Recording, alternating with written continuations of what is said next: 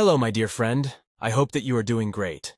Today, I'll take you to a journey with the 5 Languages of Love book. So grab your coffee and let's dive in.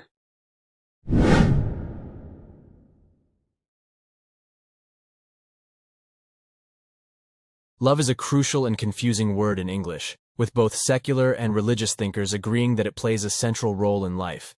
It is a primary human emotional need, and without love, we face hardships and difficulties. Psychologists have concluded that the need to feel loved is a primary human emotional need, and without love, our accomplishments become empty. The Christian apostle Paul exalted love, stating that the greatest of these is love. Love is used in thousands of ways, including activities, objects, animals, nature, people, and even falling in love. It is also used to explain behavior, such as adulterous relationships, codependency, and irresponsible parenting. Child psychologists affirm that every child has basic emotional needs, and none is more basic than the need for love and affection. Without love, a child will likely develop into a responsible adult, and many misbehaviors are motivated by the cravings of an empty love tank. Dr. Ross Campbell, a psychiatrist, emphasized that every child has an emotional tank waiting to be filled with love. When a child feels loved, they develop normally. However, when the tank is empty, children often misbehave, driven by their desire for love in the wrong places and ways. The emotional need for love is a fundamental human need that persists into adulthood and marriage. The in-love experience temporarily fulfills this need, but it is a temporary fix and has a limited lifespan. The desire for emotional love is at the heart of marital desires, and material things are no substitute for human emotional love. Marriage is designed to meet this need. Many married couples share their secret pain as they feel their love is gone, or their relationship is destroying them.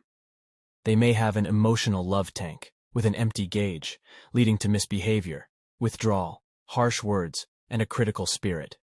If filled, couples can create an emotional climate where they can discuss differences and resolve conflicts, potentially making marriage work. Maintaining a full emotional love tank is crucial for a successful marriage, as it can save thousands of marriages and enhance the emotional climate. Understanding the 5 love languages and speaking the primary love language of your spouse can significantly affect their behavior. Marriage often begins with an in-love experience, where we meet someone whose physical characteristics and personality traits trigger our love alert system. The initial step is to get to know the person, and the intensity of the feeling can vary. Eventually, we believe it's the real thing and share it with the other person, hoping it's reciprocal. When it's reciprocal, we talk about marriage, as everyone agrees that being in love is the foundation for a good marriage. In love, the experience is euphoric and emotionally consuming, filled with dreams of marriage and ecstasy. The person in love may perceive their partner as perfect, even though their mother and friends may see their flaws. Before marriage, the dreams are of marital bliss, but we are not entirely naive. We hold the belief that if love is true, it will last forever, with no obstacle capable of overpowering our love for each other. We are captivated and enchanted by each other's beauty and charm. While some married couples may lose that initial feeling, we firmly believe that it will never happen to us. Dr. Dorothy Tenoff, a psychologist, has researched and found that the experience of being in love is more of an illusion than a concrete reality. Her studies have indicated that the average duration of a romantic infatuation is around 2 years, with clandestine love affairs tending to last slightly longer.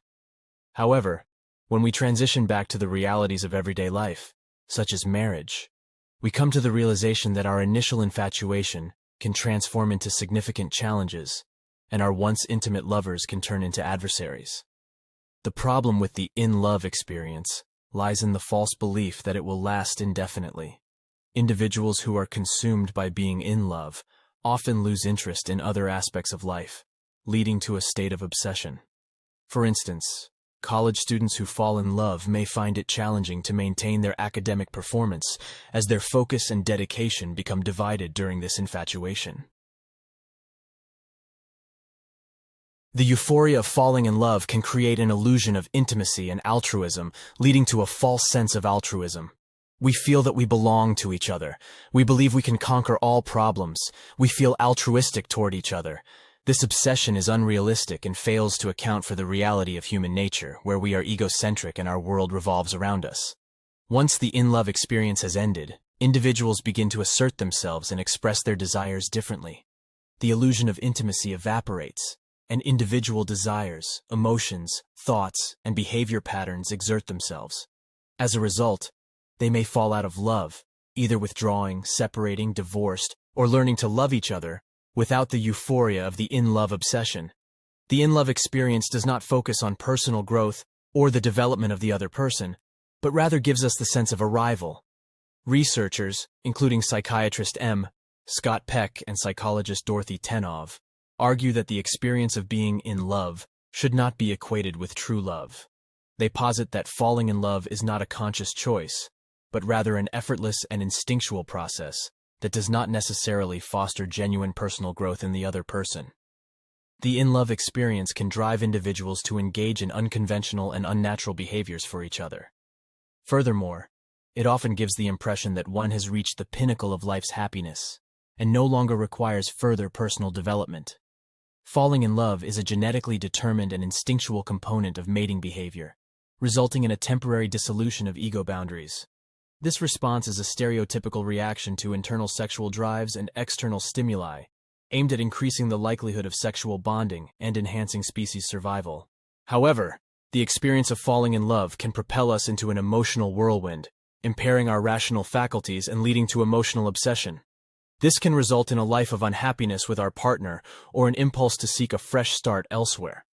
Research suggests that there exists a preferable alternative: cultivating real love with our spouse, which is emotional, non-obsessive, and requires discipline and personal growth. Our most fundamental emotional need is to be genuinely loved by another, a love that emerges from reason and choice rather than instinct. True love requires effort and discipline, involving a conscious choice to prioritize the well-being of the other person and derive satisfaction from their happiness. It does not rely on the fleeting euphoria of the in-love experience, as true love only emerges once the initial infatuation has subsided. Genuine love is intentional, beginning with the mindset of being committed to the other person and actively seeking their best interests. This kind of love is grounded in a decision to love, and couples can manifest this decision through appropriate actions and behaviors. Now let's explore the first language of love. Words of affirmation. Expressing affirmation through verbal compliments and encouraging words can significantly impact your spouse's self-confidence and empower them to reach their full potential. By offering words of encouragement, you can inspire courage and motivate your spouse to pursue their goals with determination. If your spouse plans to enroll in a weight loss program this fall, you can offer words of encouragement. These words may include confidence, support, and financial support. Encouraging words require empathy and understanding your spouse's perspective. Learning what is important to your spouse is crucial for giving encouragement. By showing support and believing in their abilities, you can give credit and praise. Courage is often what holds us back, and a loving spouse can provide that catalyst. Learning encouraging words may be challenging, but it's worth the effort. Love is conveyed through kind and gentle communication, and the manner in which we speak holds significant influence over the meaning of our words.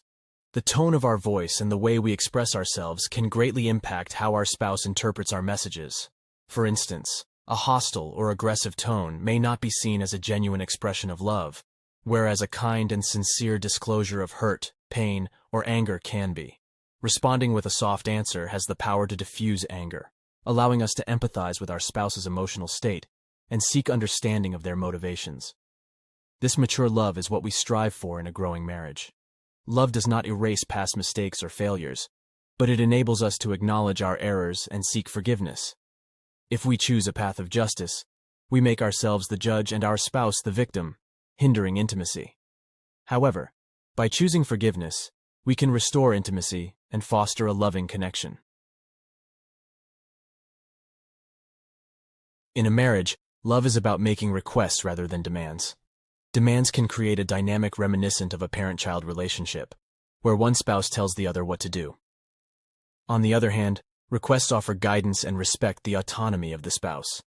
When expressing desires, it is crucial to avoid presenting them as ultimatums, as this can lead to a breakdown of intimacy and push the spouse away. Requests affirm the worth and capabilities of the spouse, signaling that they have something valuable to contribute. In contrast, demands can make the spouse feel diminished and controlled. By making requests, we introduce the element of choice, allowing the spouse to respond or decline, which enhances the meaningfulness of love. Emotional love cannot be cultivated through demands, as they stem from fear or guilt, rather than genuine affection. Therefore, requests create the potential for a genuine expression of love while demands stifle that possibility. Words of affirmation represent one of the 5 fundamental love languages, encompassing various dialects that share a common use of affirming words. According to William James, the deepest human need is the need to feel appreciated.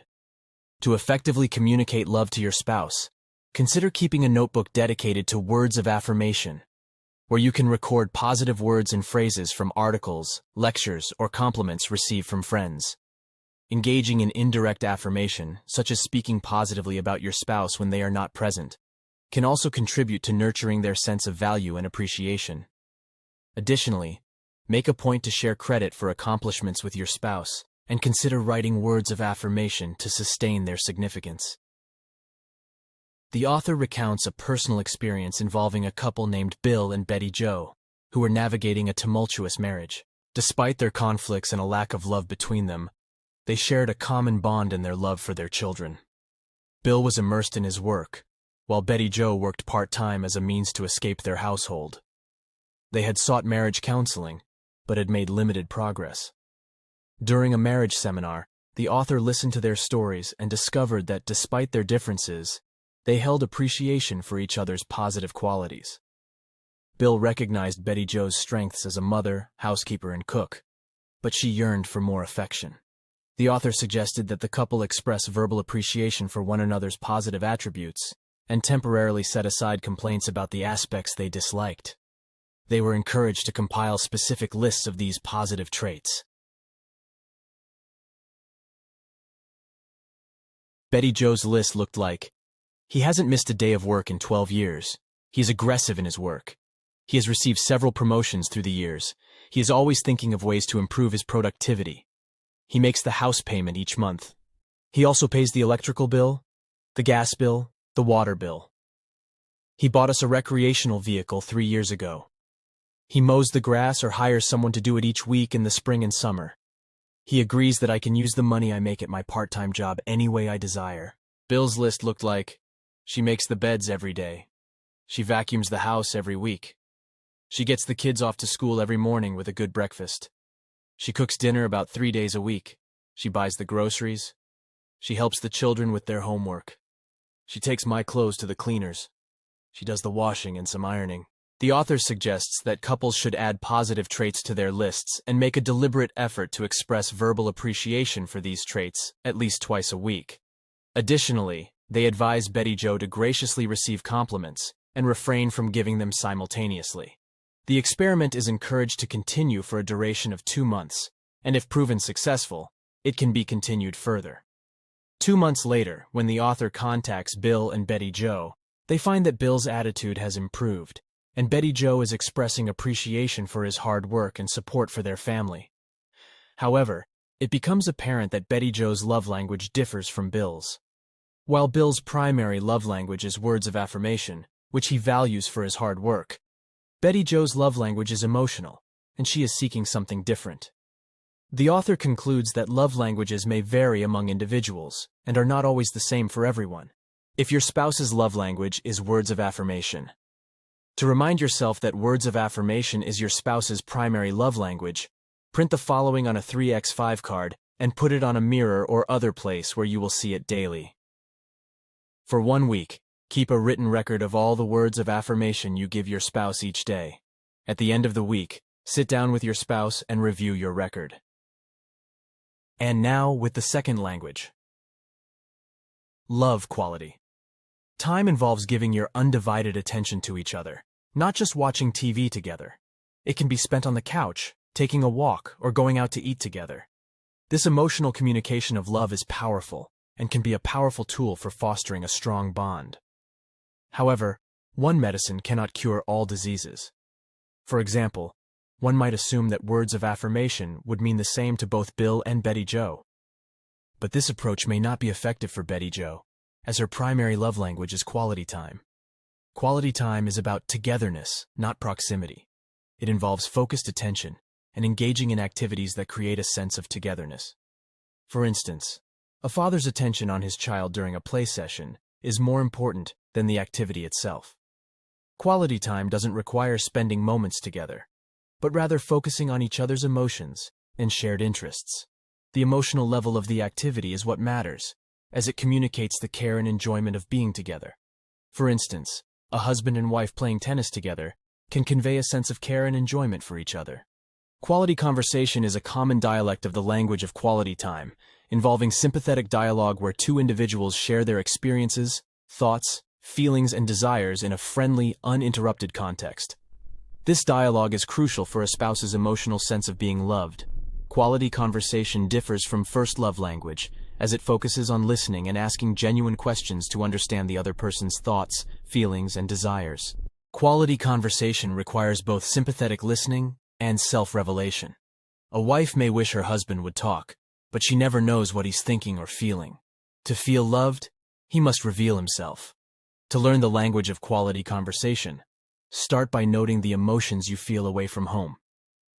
Many adults grew up in homes where the expression of thoughts and feelings was not encouraged, but condemned.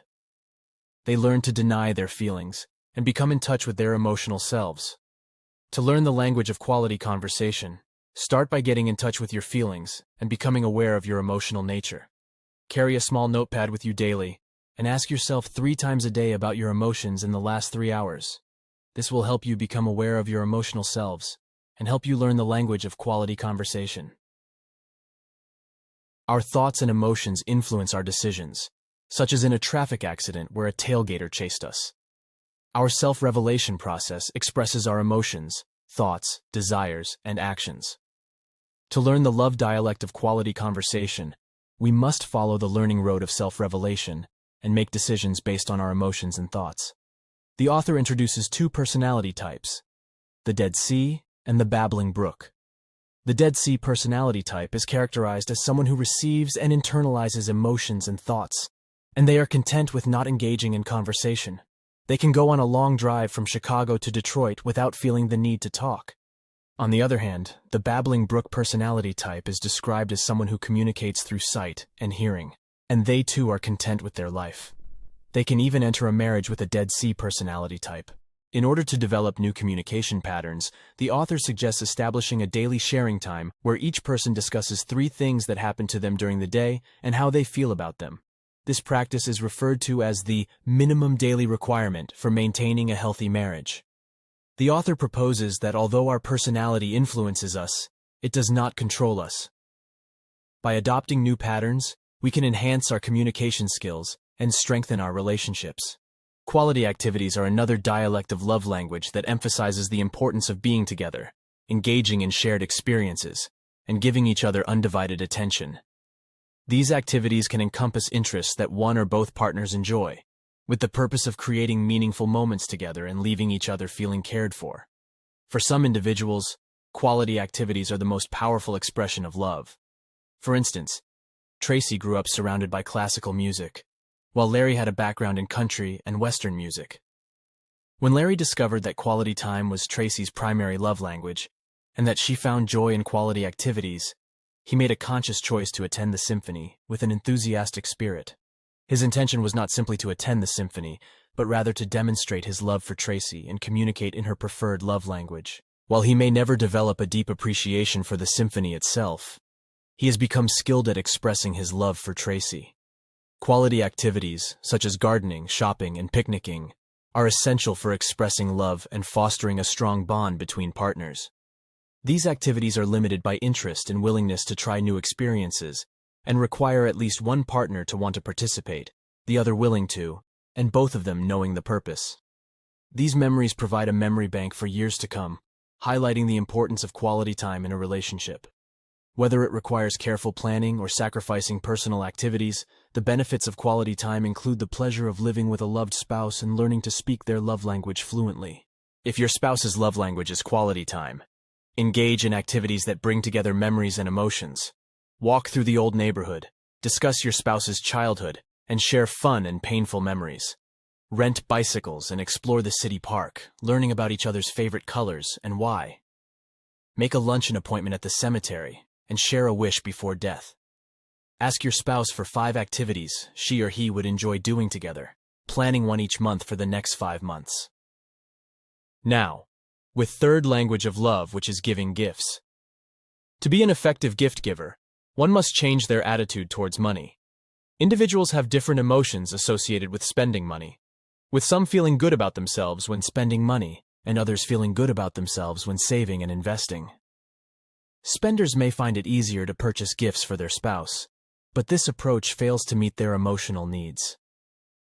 By understanding your spouse's primary love language, you can invest in their relationship and fill their emotional love tank, leading to a more understanding relationship.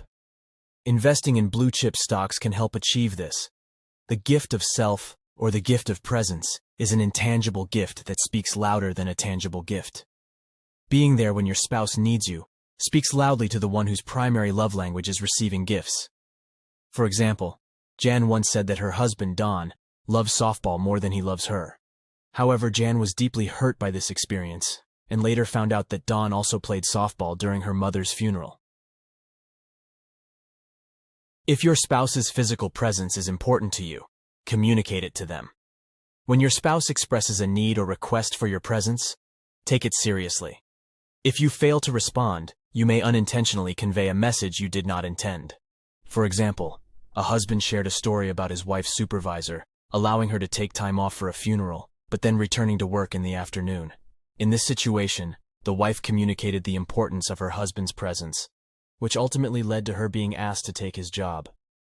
Love is fundamentally about giving, and receiving visible symbols of love in the form of gifts can often be the most powerful expression.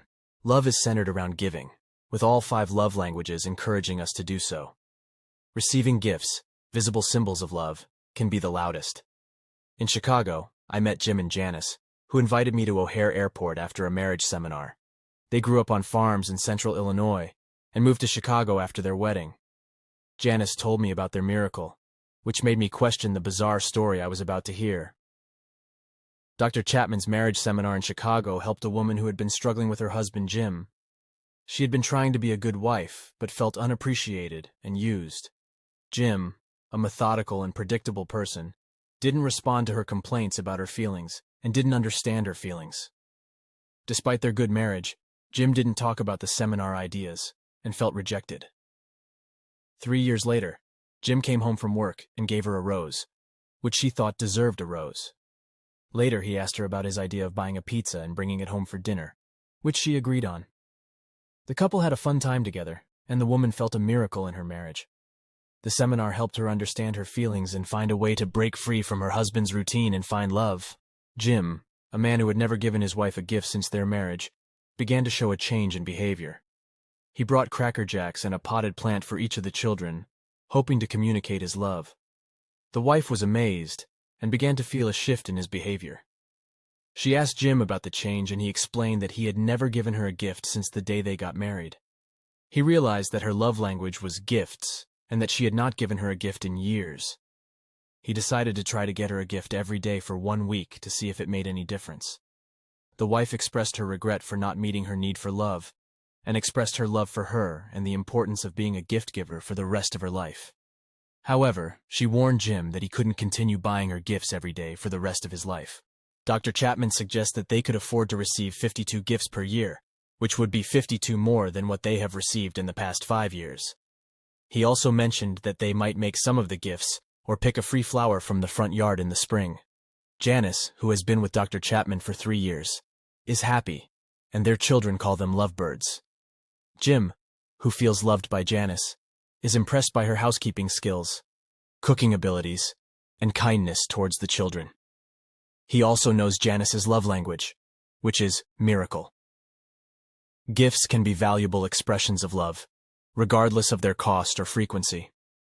For certain individuals, the worth of a gift is not measured by its monetary value, but rather by the love and thoughtfulness behind it.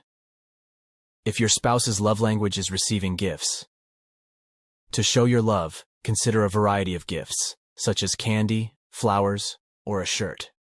Keep an eye out for natural gifts, such as stones, sticks, or flowers, and attach special meaning to them. Enroll in art or crafts classes to create handmade gifts, which can become family heirlooms. Give your spouse a gift every day for 1 week, even if it's not a special week. This will make your relationship more meaningful and memorable. Remember that your spouse doesn't expect you to keep this up for a lifetime, so be creative in your gift giving. Let's go with the fourth language of love, that is acts of service.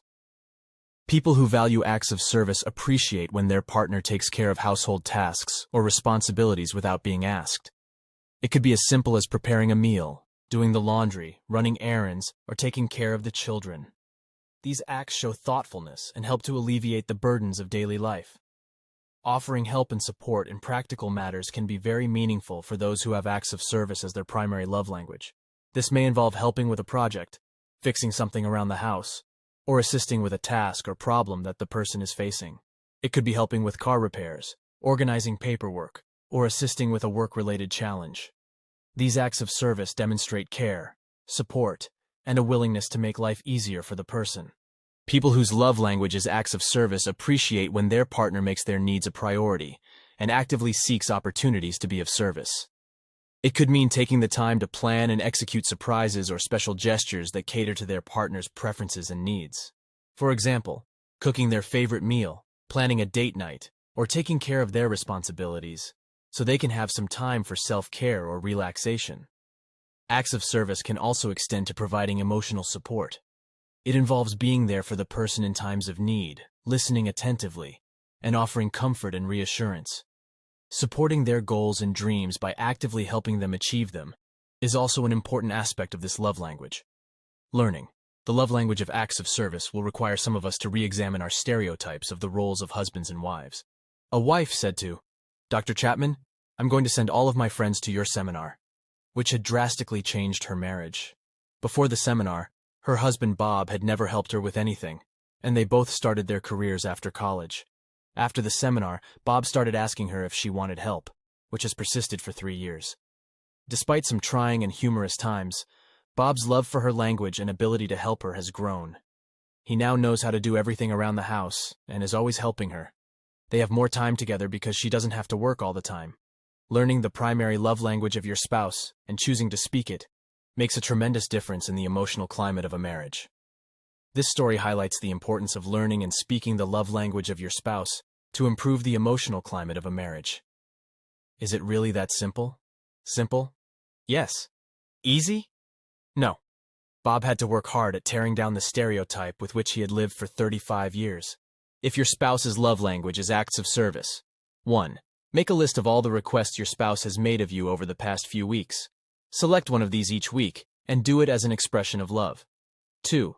Cut out some heart-shaped note cards and print the following. Today I will show my love for you by... Complete the sentence with one of the following: mowing the lawn, vacuuming the floor, washing dishes, taking the dog for a walk, cleaning the fishbowl, etc. Give your spouse a love note accompanied by the act of service every 3 days for a month. 3. Ask your spouse to make a list of 10 things he or she would like for you to do during the next month.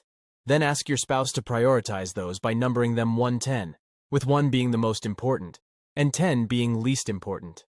Use this list to plan your strategy for a month of love.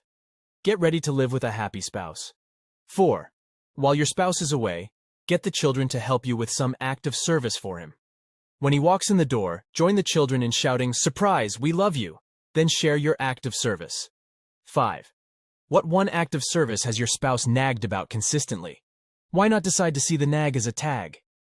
Your spouse is tagging this as really important to him or her. If you choose to do it as an expression of love, it is worth more than 1,000 roses. Fifth language of love. Physical touch. Physical touch is a powerful way to communicate emotional love, as research shows that babies who are held, hugged, and kissed develop a healthier emotional life than those left without physical contact. Physical touch is also a powerful vehicle for communicating marital love, as holding hands, kissing, embracing, and sexual intercourse are all ways of communicating emotional love to one's spouse. For some individuals, physical touch is their primary love language, filling their emotional tank and feeling secure in their spouse's love. The old-timers used to say that the way to a man's heart is through his stomach, but it would be more accurate to say that the way to some men's hearts is through their stomachs. The wife in this story was frustrated in her role as a lover. Growing up, she witnessed her mother's exceptional cooking skills, which her father greatly appreciated. Her father would often express his love to her mother through compliments about her cooking, remarking that meals like those made it easy for him to love her. Her father consistently praised her culinary abilities both privately and in public, creating a positive example for the daughter to follow. However, it's important to note that the daughter is not married to her father. Unfortunately, the wife's husband has a different love language. During a conversation with him, it became evident that other things to him primarily referred to sexual intimacy. He felt secure in his wife's love when she was sexually responsive.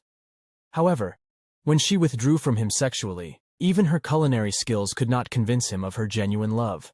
While he didn't object to the fancy meals, he considered them incapable of substituting for what he believed to be true love. Essentially, the wife's excellent cooking skills, learned from her mother's example, were not enough to satisfy her husband's emotional needs and love language, which revolved around sexual responsiveness. Physical touch is a crucial aspect of love, as it can make or break a relationship and communicate hate or love. Tiny tactile receptors are located throughout the body, and when touched, nerves carry impulses to the brain, interpreting the sensation as warm, cold, hard, soft, or causing pain or pleasure. Some parts of the body are more sensitive than others, such as the tongue, back of the shoulders, and fingers. In marriage, lovingly touching your spouse can be an expression of love, but not all touches are created equal. It is essential to learn your spouse's love dialect and not insist on touching them in your way, as insisting on certain touches may convey the opposite of love. Love touches can be explicit or implicit, depending on the relationship.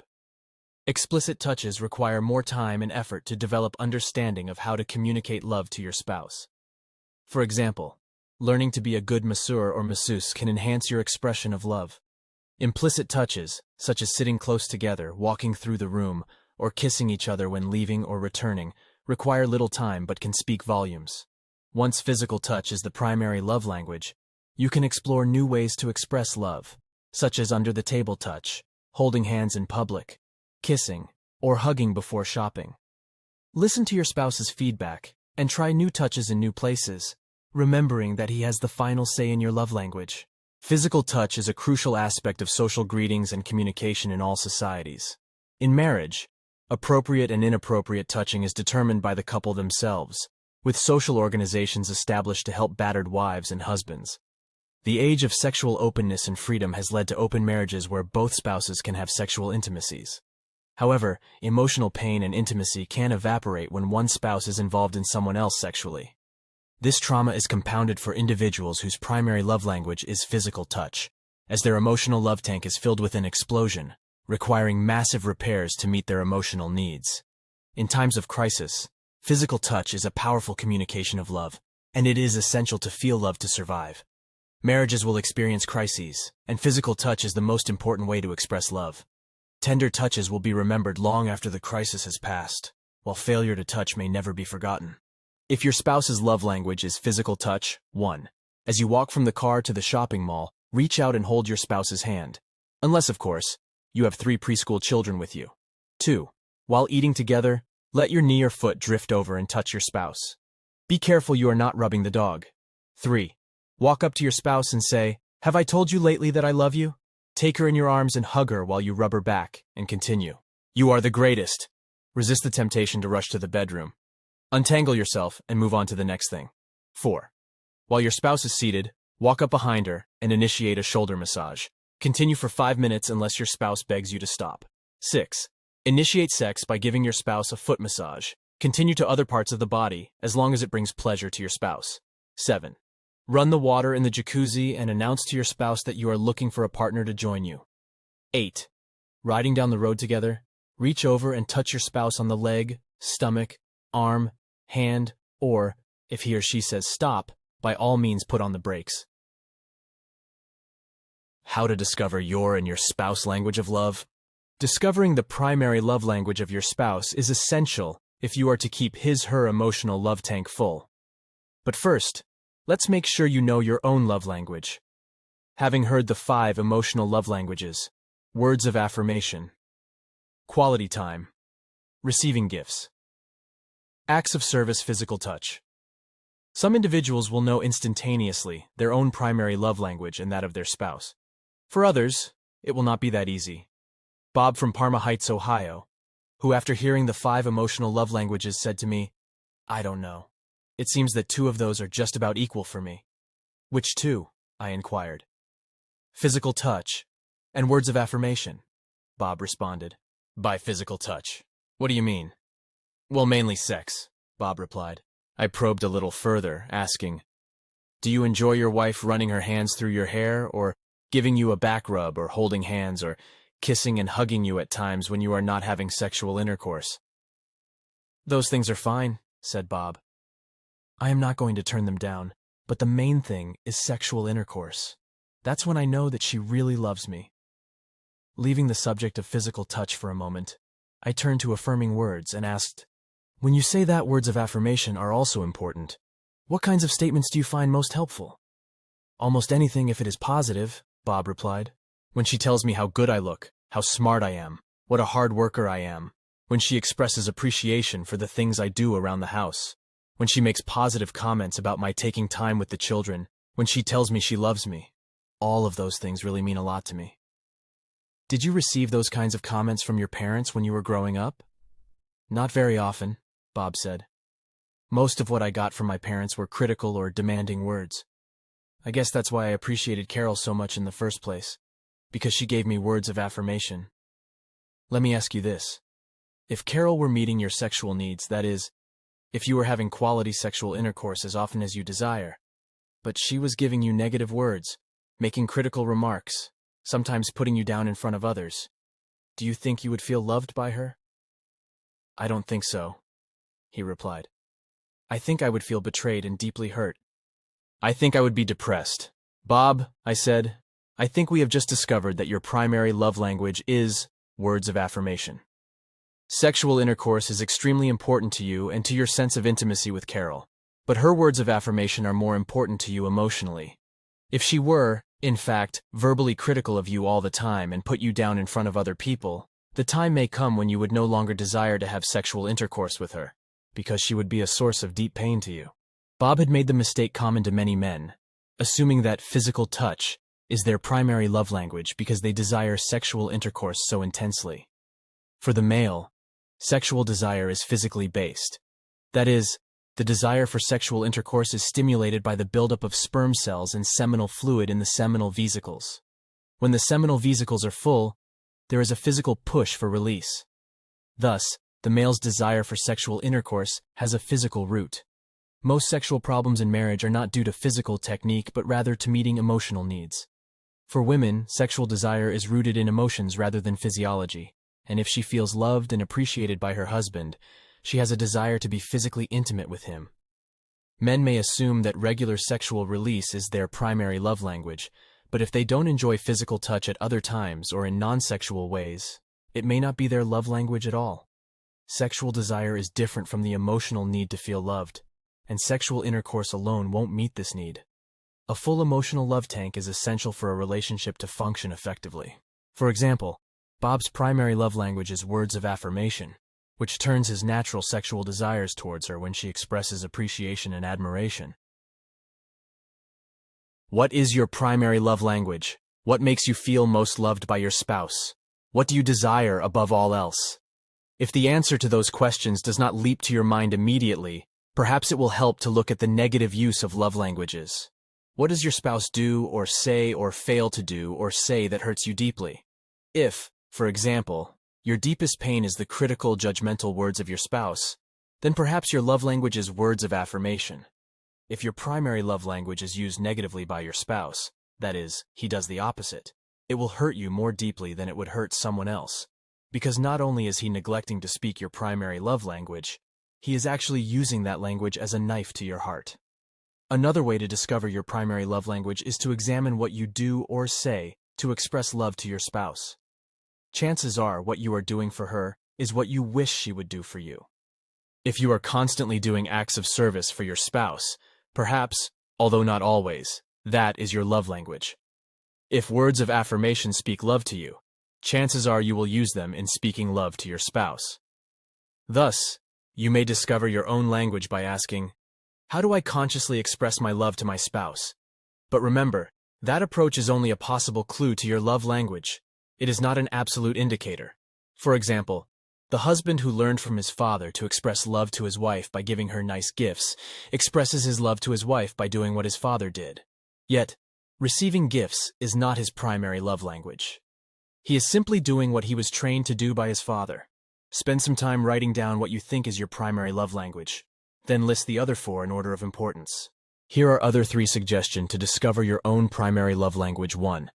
What does your spouse do or fail to do that hurts you most deeply? The opposite of what hurts you most is probably your love language. 2. What have you most often requested of your spouse? The thing you have most often requested is likely the thing that would make you feel most loved. 3. In what way do you regularly express love to your spouse? Your method of expressing love may be an indication that that would also make you feel loved. Using those 3 approaches will probably enable you to determine your primary love language. If 2 languages seem to be equal for you, that is, both speak loudly to you, then perhaps you are bilingual. If so, you make it easier on your spouse.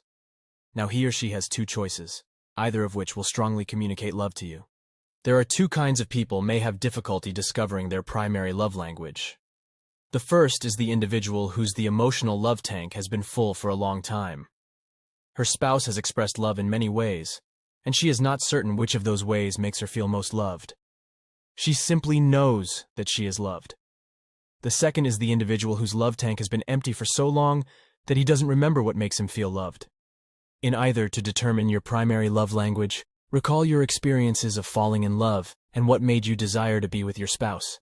Another approach is to imagine an ideal spouse and imagine what they would be like if they could have the perfect mate. Discuss this with your spouse and share your own primary love language. Play the tank check game 3 times a week for 3 weeks.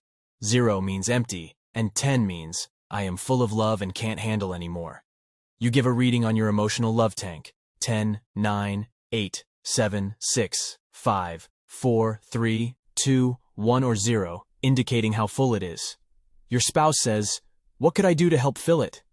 Then you make a suggestion, something you would like your spouse to do or say that evening. To the best of his ability, he will respond to your request. Then you repeat the process in the reverse order so that both of you have the opportunity to do a reading on your love tank and to make a suggestion toward filling it.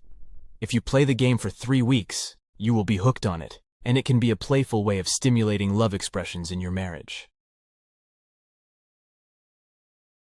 Incidentally, if you have still not discovered your primary love language, keep records on the tank check game. When your spouse says, what could I do to help fill your tank? Your suggestions will likely cluster around your primary love language. You may request things from all 5 love languages, but you will have more requests centering on your primary love language. Love is not the only emotional need, but it interacts with the basic needs of security, self-worth, and significance. A loving spouse provides a sense of security, allowing individuals to relax and feel secure in their presence. This sense of self-worth is fueled by the fact that the spouse loves them, as it builds self-esteem. The need for significance is the emotional force behind much of our behavior, as we want our lives to count for something. Significance is achieved when we feel loved by a spouse, as it enhances our sense of significance.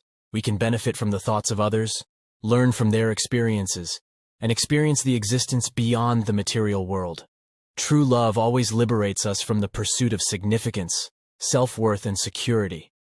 In marriage, if we do not feel loved, our differences become magnified, and we fight for self-worth and significance, making marriage a battlefield rather than a haven.